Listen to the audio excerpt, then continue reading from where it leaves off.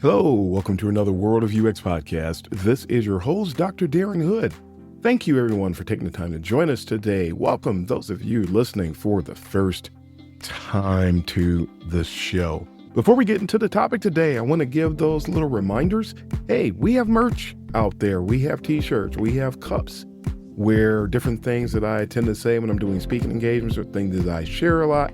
We put a lot of those little slogans on the t-shirts, on the mugs, on the caps, on the different tote bags, things like that. So go out to kaizentees.com. We're asking folks to go out and support us with our merchandise push out there. And also with regard to the show, don't forget to like, don't forget to subscribe, don't forget to tell people that you heard about the show, and let folks know if the show is benefiting you, if it is helping you in your journey.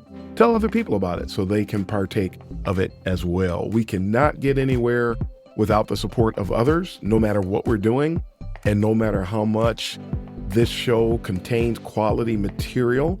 If people don't share it, it goes nowhere, we get nowhere. And that's part of what we're going to talk about today, because a lot of people are doing nothing and they're getting everywhere. A lot of people are sharing things that everybody should be avoiding, but the opposite is happening. And it's not just me. There's people who have great content. A lot of people have great content. And when you look, 2 likes, 3 likes, nobody subscribes, things of that nature. So it's just amazing how in this day and time, good content does not get the cachet. It does not get the sharing. I saw somebody promote other people on LinkedIn recently, and they listed all these people that you should be listening to. I'm included in those lists quite a bit of the time. I thought that this person would recommend me. And I looked at the list, and sure enough, it's not that the people that are on the list have bad content. That's not the case at all. And they did say they can't include everybody. There's more people they'd like to include, but they didn't. But let me put it to you this way. While a lot of people are putting good content out, a lot of people are putting different amounts of effort and suffering different amounts of hardship. Some of us are paying a different price to do what we do, such as yours truly. People cut me off. People don't want to hear what I'm talking about. They're upset about it. And so some of the other people, while their content is great, they're not paying the price that people like me are paying. And I'm not the only person paying a price for what I'm saying and doing in the UX community. So when you do share, when you do like, you are helping other people to become aware of this kind of content. And there are not many people that are talking about the things that I'm talking about. So I'm just asking, if we're benefiting you today, please like, please subscribe, please tell others, because surely people who are putting forth practically no effort whatsoever or sharing something that everybody should be avoiding, they have traction on top of traction. And so we need your support today. We don't get anywhere without it. That said, and directly connected to today's topic, as we continue the series on harsh realities of UX maturity, we're going to talk about UX maturity and the social media landscape. Yes, today we're going to talk about what's going on in social media. We're going to give you 3 examples, but talk about the threat. And today we're specifically talking about 2 aspects of UX maturity. We're talking about personal UX maturity, and we're talking about discipline-wide UX maturity, contributing factors, things that need to be matured, things that need to be developed in order to offset the types of things that I'm going to be talking about today. So a little bit of history. We'll start off there. In the early days of UX, before it was called UX, there were books, there were conferences. They started to come up. There weren't any initially, but there were conferences. There were different websites that were dedicated to helping people learn more about UX. And it was interesting how in the earlier days of the discipline, we would spend time on these websites. We would immerse ourselves in these books. And everybody I ever talked to wanted to learn how to do the work. You did not have people who were coming out here trying to make a name for themselves. You didn't have people out here that were trying to become a celebrity. You didn't have the put yourself out here. That thing was not going on. The vast majority of people were trying to learn. And even the people who were the voices of the day, they were so grounded in everything and they were so focused on the business. Like they weren't really thinking about it. You would talk to these people, you would meet these people. They were not trying to make a name for themselves. It was so pure, which is why I refer to what I talk about as pure UX. You didn't see the things that you see today. You didn't encounter the things that you encounter today. But if you wanted to learn about UX in the early days, those were pretty much the three things you would do. Besides trial and error. Yeah, trial and error. I know somebody said, what about trial and error? Of course, there was trial and error. There's always trial and error. There's still trial and error today. But there was books, there was conferences, and then there was websites that were dedicated to helping people learn more about UX. You didn't have many degree programs. There were a handful. They were all brick and mortar, and only people who lived in those areas could attend those universities or move to those areas. And I mean, look at it. Today, you have a handful, a half of a thimbleful of institutions that have UX programs today in the degree granting institutions, but there was even less. Back then, it was amazing, and it's still a very small number of institutions today. But so there weren't the degree programs. They weren't there. There weren't any boot camps in the earlier days. The boot camps didn't come along till 2011 or so. You didn't have the MOOC offerings, the massively open online courses, your Udemys, your Coursera's, the edX's of the world. Those did not exist. Then comes the UX gold rush, where you have the corporations start to bring the work in-house. Now you've got this boom of available UX positions. You got a shortage of people to fill those roles. And so things start to turn upside down. And nobody anticipated that. Nobody predicted it. Nobody was addressing it. I started addressing it shortly thereafter. I was quiet. Prior to that, I was just trying to learn everything that I could. But when I saw things start to take a turn to the corrupt side of things, that's when I started to speak up, because I knew what was going to happen if we didn't do something about it. And take a look around you. We didn't do anything about it. This paved the way for several factions to rise. What I call the posers, the retrofits, the upstarts, what one of my peers refers to as the charlatans of the discipline. That's when they started to come into the discipline, and they've been coming in ever since. And matter of fact, we've pretty much been overtaken by these people. That's when people started to say UX, UI, because people were coming into the discipline, but they were not transitioning in.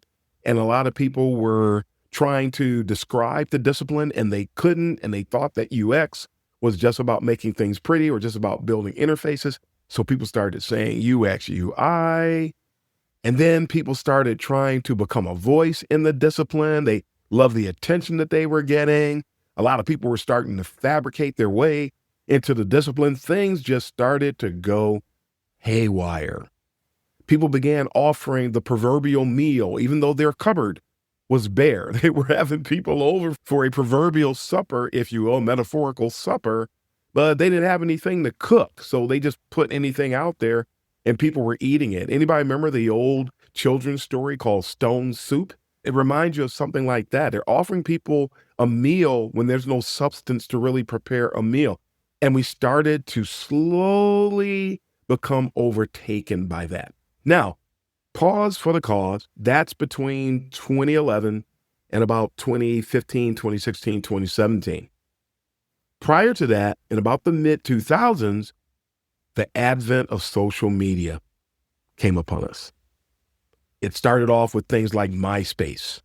And not too long after MySpace, along comes your Facebooks of the world and your Twitter of the world and other venues, some of which are no longer in existence today, but social media started to become a thing.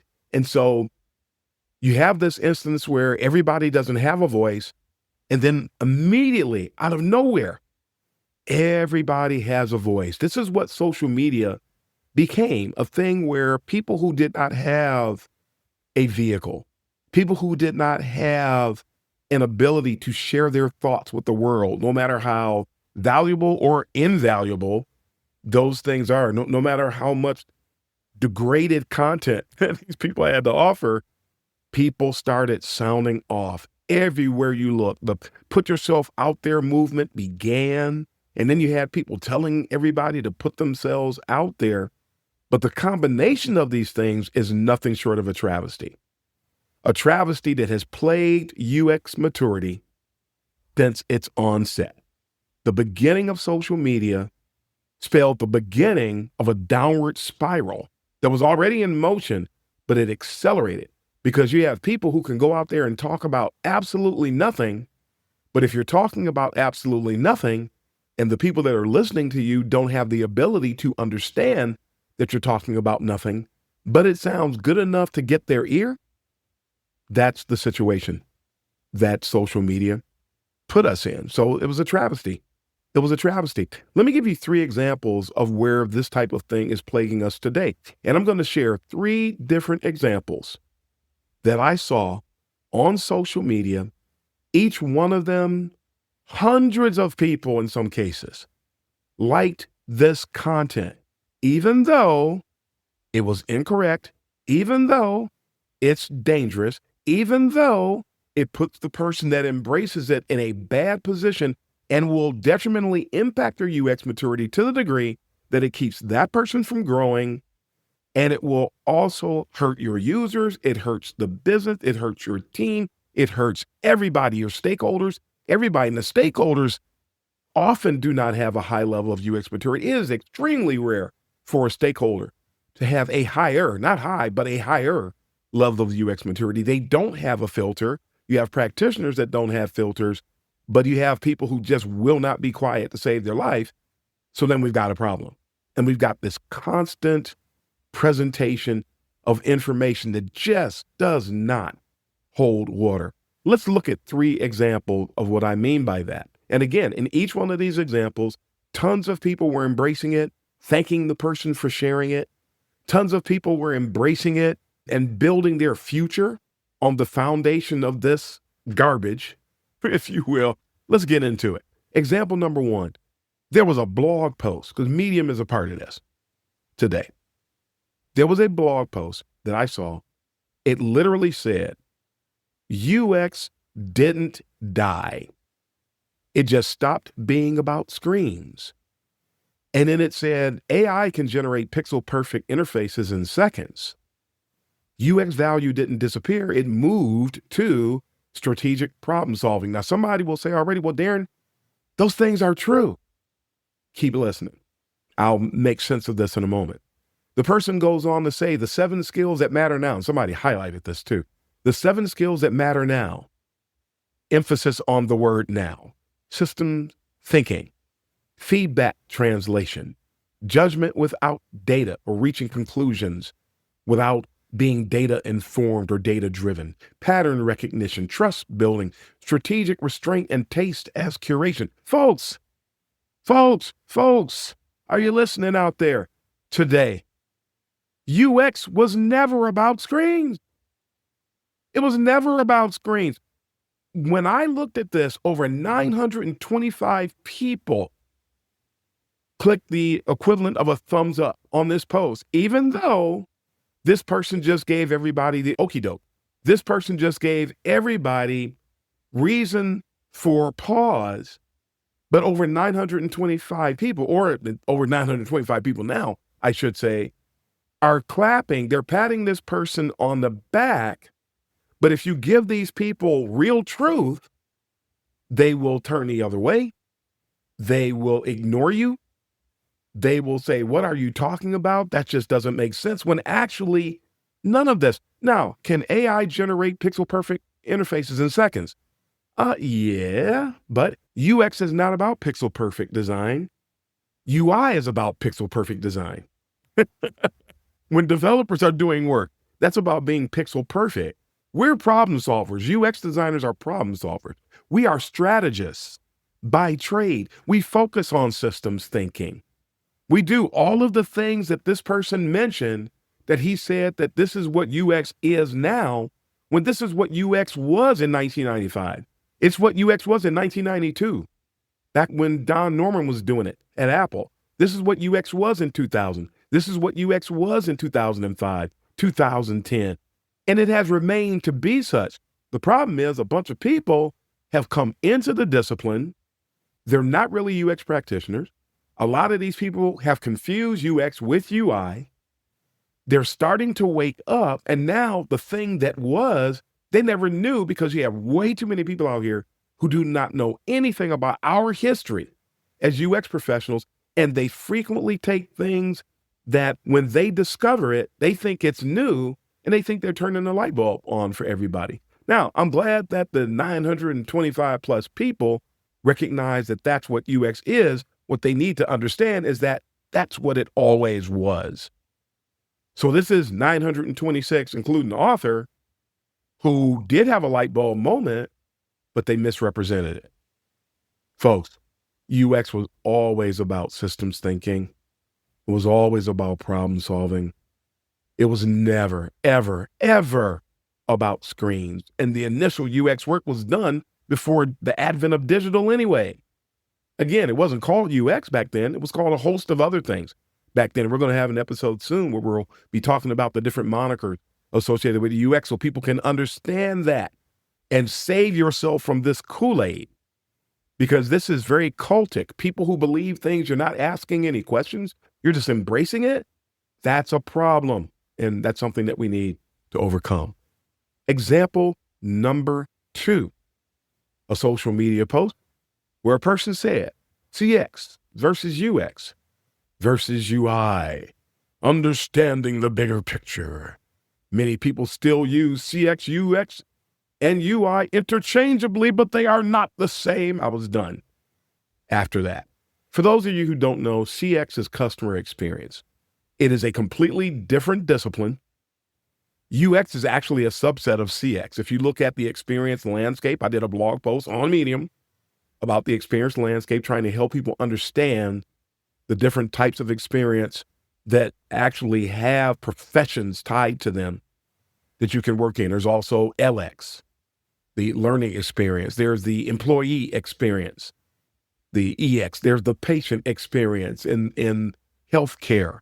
There are different types of experiences, and each one of them can be a practice unto themselves, but there's overlap between all of them, and CX is really a part of, or I should say, everything rolls up under CX, truth be told. Truth be told. Sadly, there's a lot of CX professionals that don't understand UX. There's a ton of UX people who do not understand what CX is. The UI people, they just want to check. They don't care what you do for the most part. And very few of them are doing UX work at all. A lot of times when people say UX/UI, they really just want a UI designer. They do not want a UX designer at all. And that's a problem if you got hired, if you went into a position thinking you were going to do UX work and all they wanted was UI. Oh, you are in for a very rough time up ahead. But at any rate, back to the social media post. The person presents CX, UX, and UI as 3 separate entities.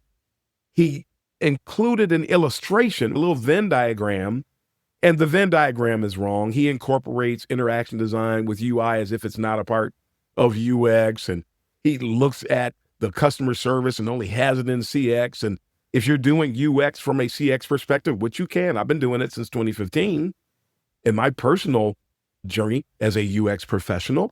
So there's some overlap there. I've actually helped overhaul customer service operations from a UX and CX perspective. But you never hear anybody say CX/UX. I worked with a CX person. He stayed in his lane, I stayed in my lane, and we knocked the ball out of the park. But we understood what the other person brought to the table.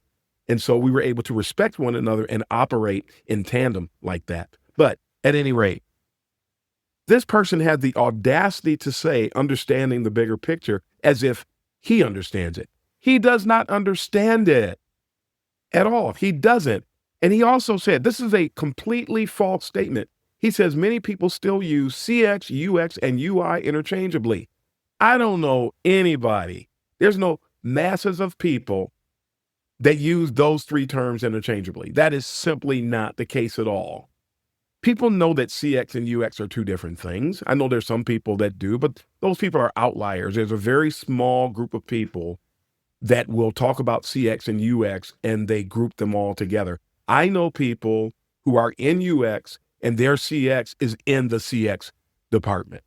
Now, there's a lot of people that I talk to who have no idea. I present this to people, they have absolutely no idea whatsoever. But these terms, people are not using these terms interchangeably. Now, UX and UI, they do use UX and UI as interchangeable terms, which lets you know that there is a UX maturity problem in cases when you see things like that happen. Now, he's right to say that they're not the same, but he's not describing it properly. Now, here's the UX maturity related issue. And I'm sort of giving you the end a little early here because I was going to present all three of these examples and then mention this, but I want to mention it now because some people don't listen to the whole episode.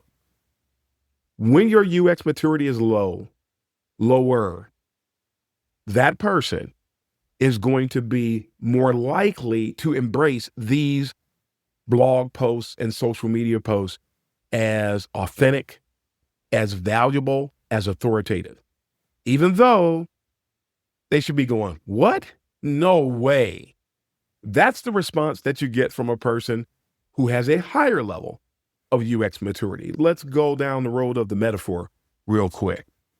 If somebody put some ice cream in front of you, and then they put some whipped cream on top of that, and you're thinking, man, this is going to be good. And then they topped it off with a bunch of insects. Now, I know some people eat insects, so of course, the way this metaphor is going, I'm not talking about people who eat insects. Nobody wants to top off your ice cream sundae with a bunch of grasshoppers and beetles and ants. Nobody wants to do that. And forget about the people who do. There's a handful of people out there. We're not talking about them. They are outliers as well. We're not talking about them. That's basically what you've got.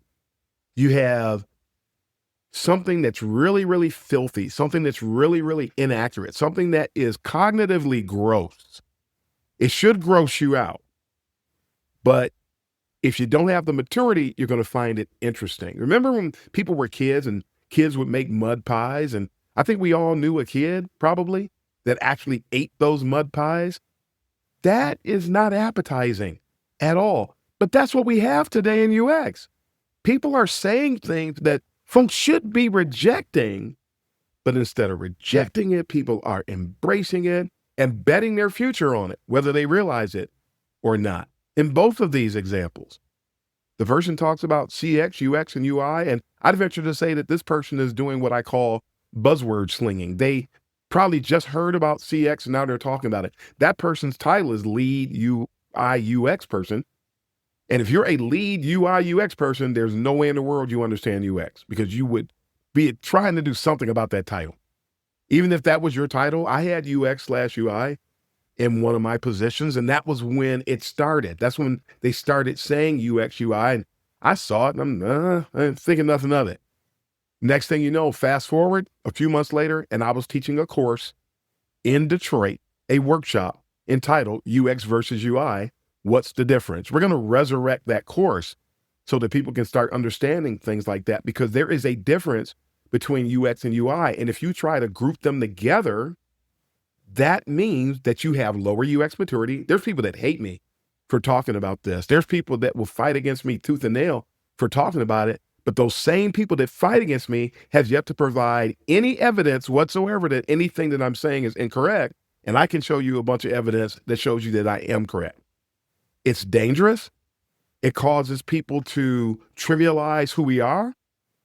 When you say UX/UI, you just say, I'm the UX UI person. And that person that you're talking to, that stakeholder, has low UX maturity. They only want UI from you. 95 times out of 100. They only want UI from you. I've been observing this for over a decade. That's what people want. They are confused and they don't feel like they need to invest any time in understanding the difference. We were the ones, a lot of times, the UX professionals were the ones who gave people license to go around spreading that. I tell people all the time, hey, there's no such thing. Diplomatically, professionally, calmly, in a very respectful and educational manner, I let people know, yeah, it's not really this. I'm really doing UX work. And that's when I'll go into Professor Hood mode and I'll try to educate people and try to inform them as much as I can for a couple of reasons. One, I want them to make sure that their expectations of me are accurate, and I want to lay a solid foundation for the next person that they engage with. They're going to work with somebody else, and if I let them walk away from me without understanding what's really going on with UX, if I have not taken advantage of the opportunities to drive that person or those persons' UX maturity forward, I'm setting up the next person for hardship. So I need to respect my fellow UX professional to inform and to help my stakeholders the right way, so when they work with someone else, that they will have a very fruitful and engaging set of interactions. How's that for smart? How's that for helpful? How's that for wise today? It's important that we do that. All of this UX, UI stuff needs to stop. And the people who are screaming about it, most of them have a background in visual design. Most of them are former art directors. Most of them are former creative directors. They did not learn that. Although I'm happy for the person who got their master's degree with a UX UI specialization. But if the institution of higher learning is saying UX UI, that's a huge problem, which speaks to educational or academic UX maturity. When they're saying the wrong things, of course the students are going to walk away thinking that it's authoritative. It's not. Institutions have low UX maturity a lot of times, and that's a problem. At any rate, let's get on to the final example, and then we'll start to wrap up here today. I saw, or had a conversation actually, with somebody on social media. The person posted something, and I came along, and they said something to the same extent of what I'm about to share with you. They were talking about how important visual design was, and they were saying that UI comes before UX. Now, somebody right now, you just put your forehead in your hand and you're going, what? Are you really serious, Darren? Yeah, they did. And the person wanted to argue me up and down. They started to become hostile about the thing. They started to become nasty. You need to create the UI first, and then you come back and you do the UX. Double diamond. UX work first before the presentation layer. Triple diamond, the UX work, then comes the presentation layer. Jesse James Garrett, 5 planes, do all of the foundational work, then you do the presentation layer. No matter how you approach design, when you're doing it the right way, everything precedes the presentation layer. Now, can somebody go and just put an interface together? Let me ask you something. How do you think you're going to put together an interface and you have no idea what's being achieved? You have no idea what you're facilitating. You have no idea what the mental models are. You have no idea what the business goals are. You have no idea what in the world is going on, why you exist, and who it is that you're trying to establish some type of a competitive advantage or state of well-being against. If you don't do all that scientific work until you start to get involved with the pretty, whatever you're designing is not going to be around for long. But this person on social media, he decided to lambaste me. It didn't matter that looking at our 2 profiles, you could see that I've been doing the work for 30 years and that person been doing the work for about all of proverbially 30 minutes. Nobody cared. And that's one of the reasons why all of this terrible and ridiculous content has such life on social media, is because you have people who refuse to apply critical thinking to it. Folks, I know, and I talk about this all the time, you don't have a filter when you first get started in UX. But you know what? You don't always have to have a filter to recognize that somebody's selling you snake oil. You don't. Just go and look. If a person is saying, hey, I'm an AI expert, and you go and you look, how long have they been in AI? How long have they been doing AI work? 3 months? I took a course at Harvard, an AI course. It was an intensive. It was 2.5 weeks long. Really, it was 3 weeks long. I don't know why they said 2.5 weeks. It was a 3-week long intensive to try to help people understand various aspects and best practices associated with doing agentic AI work. Awesome course. Fantastic. These people who've been doing artificial intelligence work for, in some cases, my memory serves me correctly, over a decade, they had, in unison, nobody is an expert in AI. Now, if somebody at Harvard said that nobody is an AI expert, surely the person who just started doing AI work yesterday is not an expert. But you have these people, and they're saying any and everything out there because they're trying to make a name for themselves. They love the feeling of people looking up to them. They love the feeling of celebrity. They love the implied cachet that's associated with it. But if somebody is willing to present themselves as something that they are not, that actually tells you how much they do not respect you. This is so crazy. It was amazing. You need to create the UI first and then come back and create the UX? Absolutely not. This is the kind of stuff, folks, that circulates on social media, and often hundreds of people are opting in. Hundreds of people. Each experience was grossly inaccurate, infecting everybody who embraced what was presented. And we don't think about it that way, but that's really what's happening. And each of them serve as indicators of a problem associated with discipline-wide UX maturity. Folks, why is it that we come across these things? Does anybody like drinking spoiled milk? No. Do you want to eat the ice cream that has the freezer burn all over it? No. Do you want to eat molded bread? No. And I could keep going with some of these metaphors. This is what people are presenting that's really causing a lot of problem, especially because people will embrace these folks and say that what they're doing is great in the content. No. Even if they say some things that are true and some things that are not, would you buy a car on the car lot that only has 3 wheels? You're taking on an incomplete package. Not because they didn't tell you everything. Nobody's going to tell you everything in one setting. I'm not going to tell you everything. We don't have time. A lot of people try to criticize me because they want to talk about the thing that I don't share instead of helping people to understand that the thing I did share was on point. And if you stick around long enough, you'll hear the part that I didn't talk about today. That's one of the reasons that we do these series, because there's so much to unpack. We have to do it a little bit at a time. And you're only going to learn a little bit at a time anyway. On top of the fact that we simply don't have the time, we don't have the bandwidth to cover everything. And everybody knows that. Of all the books on the market, somebody else comes out with another book that touches on something that the previous author or authors did not address. Stop expecting somebody to present everything. That's not going to be the case. But if they present something and it's solid, and then 2 minutes later, they're talking about something that is absolutely sheer and utterly ridiculous, that is a problem. I can get better content that I don't have to wrestle with from somewhere else if somebody's going to offer up Kool-Aid, if somebody's going to offer up cow dung. Nobody has time for things like that. Folks, again, this type of content, they all serve as indicators, not only the content, but the acceptance of the content. They serve as indicators of discipline-wide UX maturity problems, folks. When without critical thinking, somebody is not going to be able to digest or discern when they're coming across this stuff.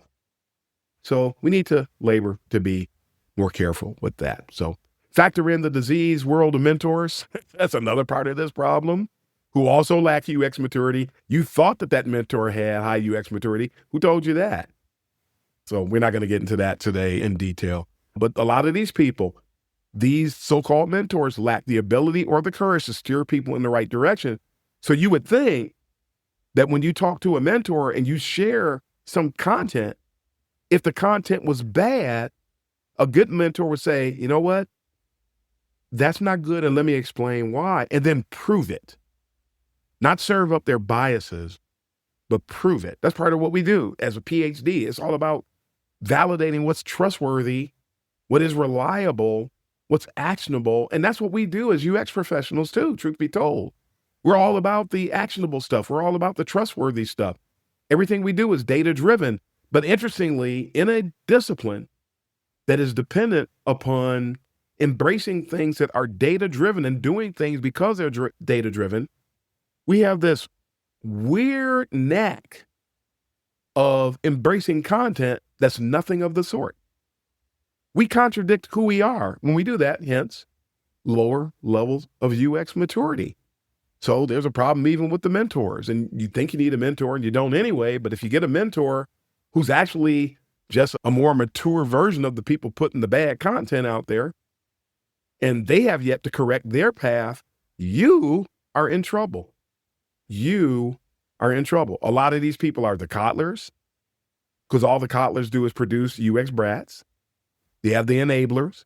You have the toxic positivity addicts, and you have the manipulators. You have all of these people moving around in our discipline today, creating problems, but you have to overcome that if you want to be better. So folks, if you want to be able to overcome all the types of pitfalls that I just talked about, and they are everywhere, you will need to deliberately engage in advancing your own UX acumen. You will need to deliberately engage in making sure that you advance when it comes to your own personal UX maturity. If we will ground ourselves there, everybody wins, as I always say.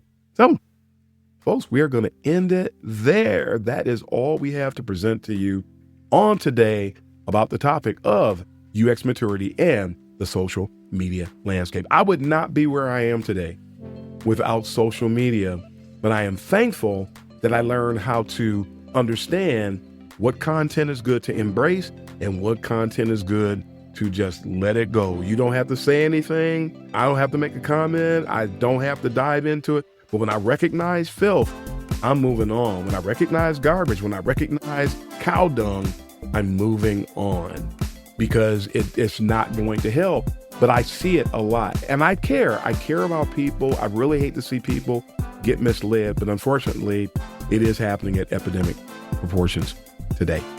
All right, folks, until next week, we are going to sign off here. This is Dr. Darren Hood, the host of The World of UX, as always, wishing everybody all the best. And until next time, happy UXing, everybody.